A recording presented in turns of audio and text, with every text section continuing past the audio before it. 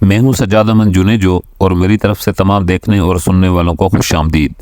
آج کی کتاب کا نام ہے طاقت کے 48 قوانین، The 48 Laws of Power، اور اس کا قانون نمبر ہے 14۔ اپنے حریف کے بارے میں جاننا اہمیت رکھتا ہے۔ اس کے بارے میں قیمتی معلومات حاصل کرنے کے لیے جاسوسوں کا استعمال کریں تاکہ آپ اس سے ایک قدم آگے رہ سکیں۔ اس سے بھی بہتر یہ ہے کہ خود جاسوسی کریں۔ انتہائی مہذبانہ انداز میں اس کے راز جاننے کی کوشش کریں۔ لوگوں کی کمزوریاں اور ارادے جاننے کے لیے بالواسطہ سوالات کریں۔ ہر تقریب اور ملاقات اصل میں مہارت اور فنکاری سے راز جاننے کا ایک موقع ہوتی ہے۔ طاقت و اقتدار کے ایوانوں میں آپ کی منزل یہ ہونی چاہیے کہ آپ مستقبل میں ہونے والے واقعات پر قابو رکھتے ہوں، لیکن اس میں مسئلہ یہ ہے کہ لوگ اپنے ارادے، منصوبے اور سوچ آپ کو نہیں بتاتے۔ لوگ آپ سے جو باتیں کرتے ہیں اس میں انتہائی احتیاط سے اپنے اوپر قابو رکھتے ہوئے اپنی کمزوریاں، اصل ارادے اور منصوبے چھپاتے ہیں، اپنے اصل کردار کو پوشیدہ رکھتے ہیں۔ اس کا نتیجہ یہ ہوتا ہے کہ آپ ان کی اگلی چال سے بے خبر رہتے ہیں۔ اس کا علاج یہی ہے کہ ایسی کوئی ترکیب لڑائی جائے کہ آپ انہیں اپنے اصل راز بتائے بغیر ان کی پوشیدہ باتوں اور ارادوں تک رسائی حاصل کریں۔ یہ اتنا زیادہ مشکل نہیں ہے جتنا آپ سمجھتے ہیں۔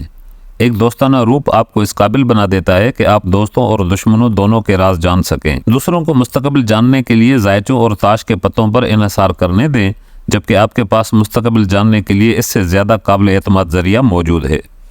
جاسوسی یا سراغ رسانی کا ایک عام طریقہ مختلف لوگوں کو جاسوسی کے لیے استعمال کرنا ہوتا ہے۔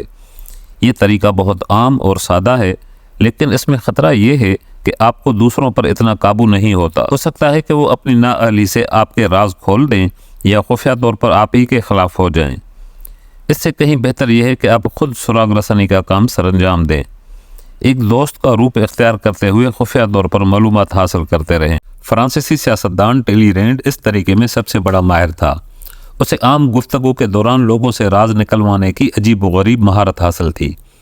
اس کی پوری زندگی لوگ اس کے بارے میں یہی کہتے تھے کہ وہ فن گفتگو کا بہت بڑا ماہر ہے، جبکہ حقیقتاً وہ بہت کم ہی کچھ بات کرتا تھا۔ وہ کبھی اپنے خیالات دوسروں پر آشکار نہیں ہونے دیتا تھا، بلکہ وہ دوسروں سے ان کے خیالات معلوم کرنے میں بہت ہی زیادہ ماہر تھا۔ وہ اچانک کوئی ایسی بات کہتا جیسے وہ بہت خفیہ راز ہو، جبکہ حقیقت میں ایسا نہیں ہوتا تھا۔ پھر وہ اس راز کے بارے میں لوگوں کے رد عمل کا بغور جائزہ لیتا۔ آپ سماجی تقریبات اور گفتگو کے مواقع پر لوگوں پر توجہ دیں، اس وقت عام طور پر لوگ اتنے محتاط نہیں ہوتے۔ اس موقع پر لوگوں کو گفتگو پر مجبور کر کے آپ ان کے راز جان سکتے ہیں۔ اس طریقے کی اصل مہارت یہ ہے کہ لوگ آپ کی دلچسپی کو دوستی سمجھیں۔ اس سے آپ نہ صرف معلومات حاصل کرتے ہیں بلکہ اتحادی بھی بنا لیتے ہیں۔ پھر بھی یہ ٹیکنیک انتہائی احتیاط سے استعمال کرنی چاہیے۔ اگر لوگوں کو اندازہ ہو جائے کہ آپ گفتگو کی آڑ میں ان سے راز نکلوا رہے ہیں تو وہ آپ کو نظر انداز کر دیں گے۔ آپ صرف دوستانہ گپ شپ پر زور دیں اور ان سے ملنے والی معلومات کو اہمیت نہ دینے کا بہانہ کریں۔ آپ جس معلومات کی تلاش میں ہیں وہ آپ کے سوالات سے آشکار نہیں ہونی چاہیے۔ ایسا نہ ہو کہ آپ کے سوالات آپ کی مطلوبہ معلومات سے زیادہ آپ کے ارادے عیاں کر دیں۔ اپنے دل کی بات کرنے کا بہانہ کر کے اصل میں آپ لوگوں کو ان کے دل آپ کے سامنے کھول دینے پر آمادہ کرتے ہیں۔ آپ ان کے سامنے کسی غلطی کا جھوٹا اعتراف کریں تو وہ آپ کے سامنے اصلی غلطی کا اعتراف کر لیں گے۔ اس سلسلے میں ایک فلسفر آرتھر شوفینر نے ایک اور ترکیب بھی بتائی ہے۔ اس کا کہنا تھا کہ لوگوں سے گفتگو کرتے وقت ان سے خواہ مخواہ کا اختلاف کریں، انہیں اتنا غصہ دلائیں کہ وہ لوگ خود پر قابو کھو بیٹھیں۔ اپنے جذباتی رد عمل میں وہ اپنے بارے میں وہ تمام سچ افشا کر سکتے ہیں اور وہ سچائیاں جو بعد میں آپ اسی کے خلاف استعمال کر پائیں گے۔ موضوع کی مناسبت سے ایک چھوٹی سی کہانی۔ شہنشاہ خسرو پرویز کا طریقہ یہ تھا کہ وہ اپنی عوام اور اپنے درباریوں پر بہت ہی گہری نظر رکھتا تھا۔ وہ اگر محسوس کرتا کہ اس کے دو درباریوں میں گہری دوستی ہو گئی ہے تو وہ ان میں سے کسی ایک کو بلا کر کہتا کہ دیکھو تم میرے سب سے بااعتماد آدمی ہو، اس لیے میں تمہیں بتا رہا ہوں کہ میں فلاں شخص پر غداری کا مقدمہ چلا کر اسے سزائے موت دینے والا ہوں، اور تم یہ راز کسی کو نہ بتانا۔ پھر اس کے بعد خسرو پرویز ان دونوں درباریوں پر نظر رکھتا کہ آیا ان دونوں میں کوئی تبدیلی تو واقع نہیں ہوئی ہے۔ اگر دونوں کے رویوں میں کوئی تبدیلی محسوس نہ ہوتی تو وہ سمجھ جاتا کہ اس کے درباری نے اس کا راز فاش نہیں کیا۔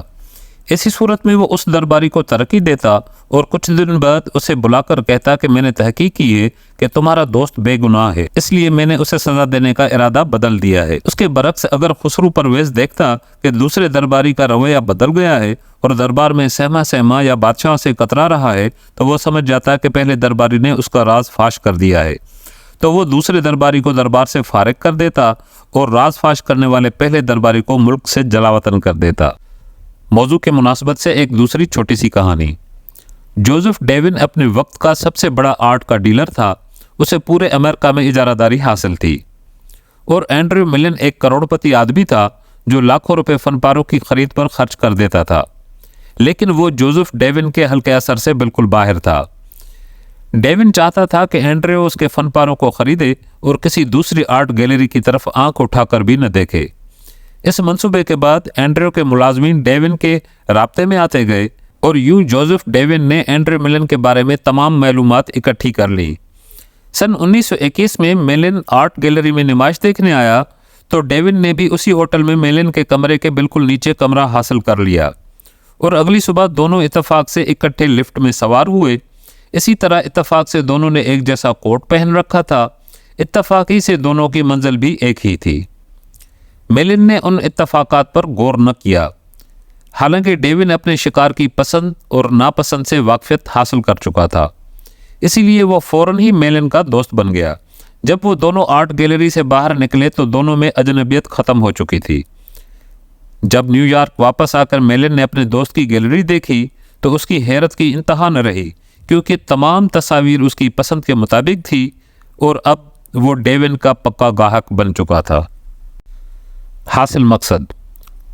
दो आंखों वाले तमाम लोगों की सरजमीन में किसी जासूस की तीसरी आंख एक देवता की तरह आपकी हर जगह मौजूदगी को यकीनी बनाती है और आप तमाम मामलात के अंदर बहुत गहराई तक देख सकते हैं। किसी ज़हीन व फतीन बादशाह या किसी दानिशमंद जनरल की दुश्मन पर फतेह की असल वजह यही होती है कि उनके पास किसी भी दूसरे की निस्बत दुश्मन के बारे में इंतहाई अंदर की मालूमात होती हैं।